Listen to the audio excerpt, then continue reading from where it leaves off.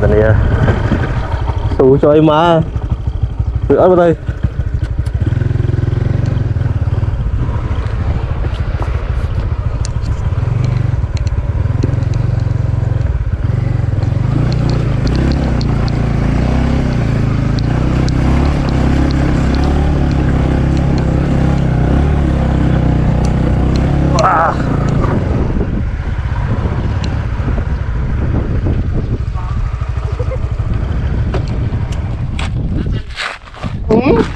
sâu đó là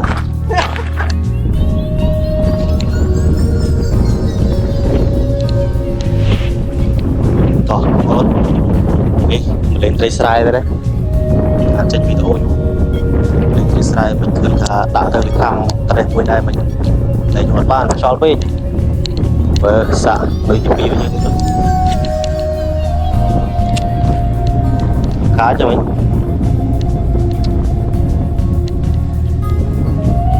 khám thế này đáy đấy mình xin lỗi muối mình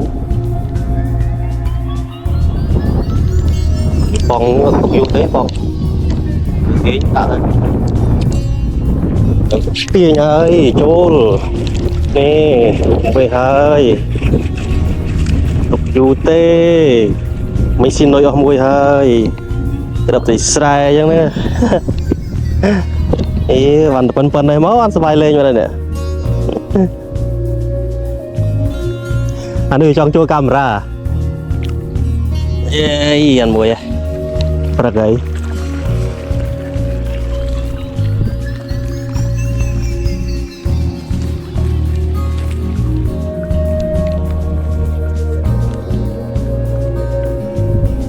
đây thôm nó có bảo tôi toàn thôm buổi số nói rồi lo nói dậy lên màn mùi tiết toàn là đọc nè lấy bật nói hai mà cô bạc mình chơi mình phải đánh mà đo nè mà đo một nhôm mong cho mơ việc ham tí đó cho mơ chơi nè cô đo nào đây việc khám mốc này nhôm đã nhôm lực nhẹ khá bọt rồi mà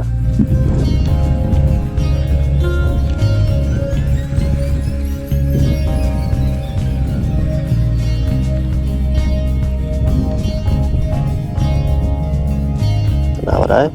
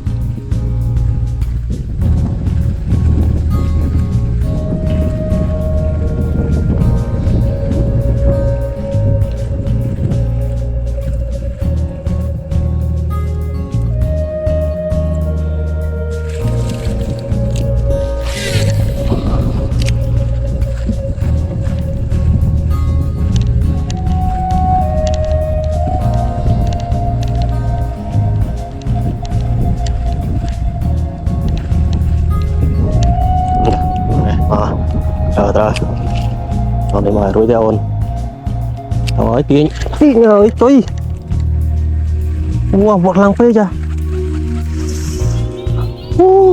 tịnh kẹp ôi đó snap ôi này mình tui thế khăm chơi hay ôi đài còn người tiếng tao lọ bắt nè bóng ôn chơi lại camera bật camera flip hoặc khăm búp rồi bật camera bị khăm rồi này trên lại camera rồi slot khăm thì đã được chóp búp vậy thì anh bay cái báo này mình tự mình thông mọi tầm vân luôn này đỏ được mới xong đi cho bạn đỏ tịnh được bật là thôi Chẳng tay vô đọc không họ cho ngắn thế này.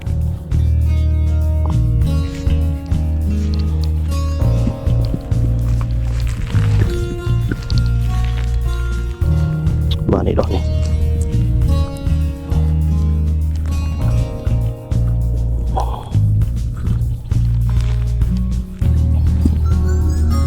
Cho bà mẹ đọc này.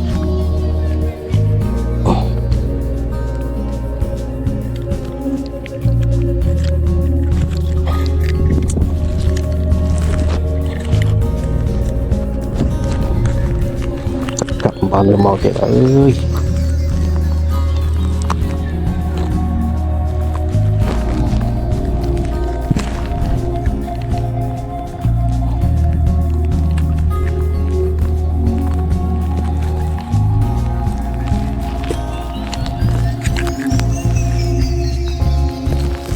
Đó chỉnh tê.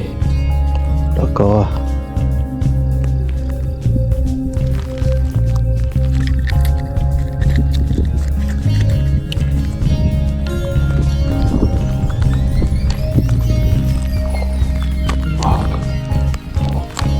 Rồi, mình một đó ôi.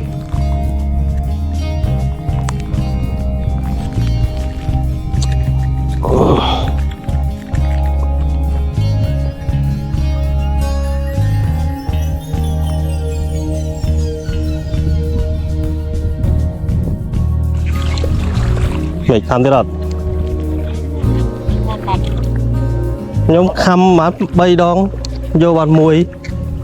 Anh ông bọt mò cho đọc lúa này một bắt.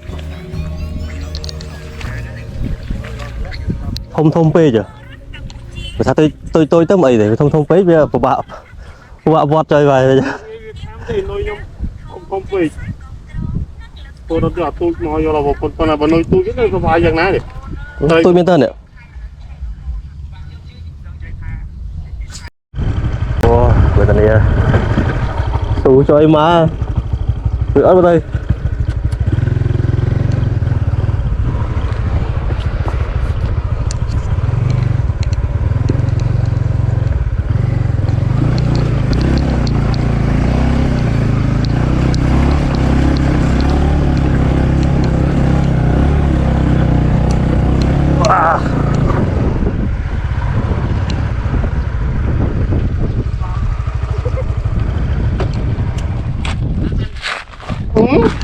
Xù đó là